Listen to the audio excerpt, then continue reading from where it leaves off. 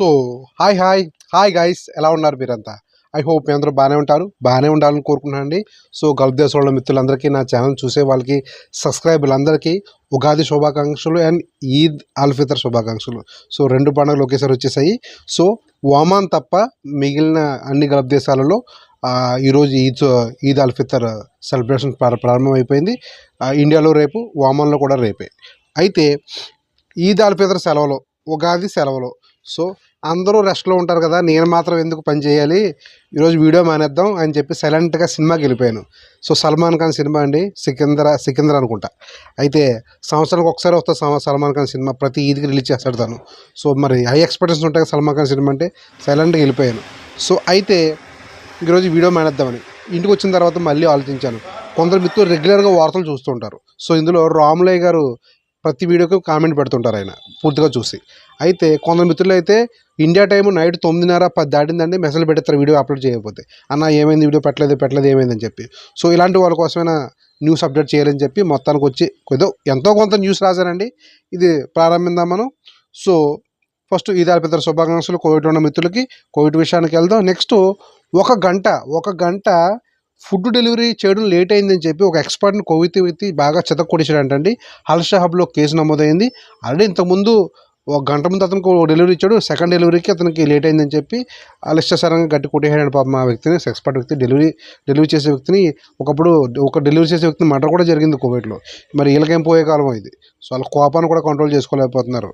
So తర్వాత ఇంకో విషయం ఏంటంటే, ఫేక్ ఐడీస్ సోషల్ మీడియా మాధ్యమాల్లో ఇన్స్టా ఫేస్బుక్, ఈ టిక్టాక్ లాంటి సోషల్ మీడియా మాధ్యమంలో ఫేక్ ఐడీస్తో కొందరు చాలా పిచ్చి కంటెంట్లు అప్లోడ్ చేస్తున్నారు.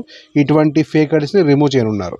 సో నెక్స్ట్ హవల్లీ బ్యాంకులో ఒక దొంగతనం చేయడానికి ప్రయత్నించాలని ఒక ఈజిప్ట్ వ్యక్తి, అతన్ని అరెస్ట్ చేశారు. తర్వాత ఈద్ అల్ ఫితర్ ప్రార్థనలో కువైట్ అమీర్ గారు పాల్గొన్నారు. ఓకే, నెక్స్ట్ సౌదీ విషయానికి వెళ్తే మదీనా పోలీసుల పైన ఒక మహిళ దాడి చేసిందండి. అంటే రాంగ్ రూట్లో వెళ్తుంది, ఒక పోలీస్ ఆపితే పాపం పోలీసుని గట్టి కొట్టేసింది అవి. సో తర్వాత ఆమెను అరెస్ట్ చేశారు. తర్వాత మక్కా గ్రాండ్ మసీద్కి ఈ రమదాన్ టైంలో 122 మిలియన్ మంది సందర్శించారంటండి. చూడండి ఎంతమంది వచ్చారో. తర్వాత ఒక ఫుడ్ కంపెనీని మూసివేశారు సౌదీలో. కారణం ఏంటంటే ఫుడ్ పాయిజన్ అయిందనమాట. నెక్స్ట్ కింగ్ సల్మాన్ గారు ఈద్ ప్రార్థనలో పాల్గొన్నారు. ఓకే, యుఏ విషయానికి వెళ్తే యుఏలో అద్భుతంగా ఈద్ ప్రార్థనలు జరిగాయండి. సో అంటే ఒమాన్ తప్ప ప్రతి చోట ఈరోజు ఈద్ అల్ ఫితర్ ప్రారంభమైపోయింది. సో ఈద్ ప్రార్థనలు అద్భుతంగా జరిగింది. సో ఎక్స్పర్ట్స్, ఈ ఎమర్జెన్సీ అందరూ కూడా ప్రార్థనలో పాల్గొన్నారు.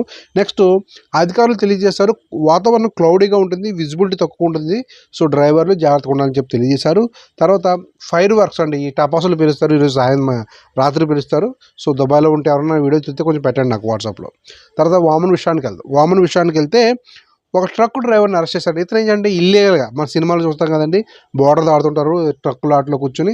సో ఈ విధంగా ఒక 2 వ్యక్తుల్ని వామన్లోకి తీసుకొచ్చే ప్రయత్నం అరెస్ట్ చేశారు. ఇంకొక 27 మంది పాకిస్తాన్ వాళ్ళు కూడా అరెస్ట్ చేశారు. వీళ్ళు కూడా ఎటువంటి వీసాలు లేకుండా వామన్లోకి ఎంటర్ అవుతున్నారు, వాళ్ళని అరెస్ట్ చేశారు. తర్వాత మార్చి 31 అంటే రేపు ఈద్ ప్రారంభమవుతుంది వామన్లో. ఈరోజు అయితే మిగిలిన అన్ని చోట్ల ఈరోజే, వామన్ తప్ప మిగిలిన అన్ని చోట్ల ఈరోజే. మండే ఈద్ అల్ ఫితర్ మనకి ప్రారంభం అనండి.